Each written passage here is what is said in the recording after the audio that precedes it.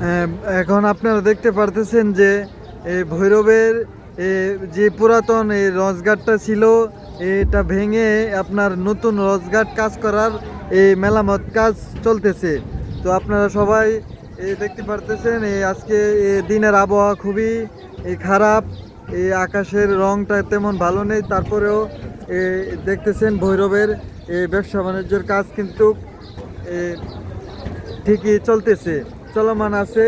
এই যে দেখতেছেন এই নাওপথ, এই এই- এই ব্রিজ দিয়েও গাড়ি ঘোড়া চলতেছে। তারপর এই যে নাও দিয়েও মালামাল এই লুট করতেছে, আনলোড করতেছে। এই হলো দেশের ভালো পরিস্থিতি ভৈরবের। তো আপনারা সবাই ভৈরব আসবেন, আর ভৈরবের যে কোনো সমস্যা থাকলে এই দেশের সরকারকে আমি বলতেছি যেমন সংসদ করে দেয়, যেমন ভৈরবের পরিস্থিতি সবসময় দেশের সরকার অ্যাক্টিভ থাকে ভৈরবের প্রতি। তো আমি আছি আজকে আপনাদের সাথে, শিল্পী হুমায়ুন। সবাই আমাকে সাপোর্ট করবেন এবং ভিডিও করার জন্য লাইক কমেন্ট শেয়ার করবেন। প্রবাসী ভাইয়েরা ভিডিওটি সবাই শেয়ার করবেন, এবং দেশে যারা দূর দূরান্তে আছেন হলো আমাদের ভৈরবের পরিস্থিতি সবাই দেখতেছেন, অবশ্যই সাথে থাকবেন।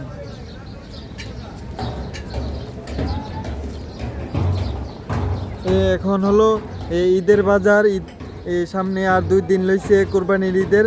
তো সবাই সবার যার যার কাজ নিয়ে ব্যস্ত আছে, কেউ আসতেছে ভৈরব, কেউ ভৈরব থেকে যাইতেছে অন্য অন্য জায়গায়, ভাওনবাড়িয়া, নবীনগর, অনেক জায়গায় যাইতেছে। তো দেখুন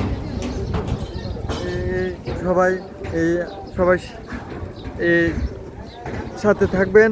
আবারও দেখা হবে অন্য ভিডিওতে। আসসালামু আলাইকুম।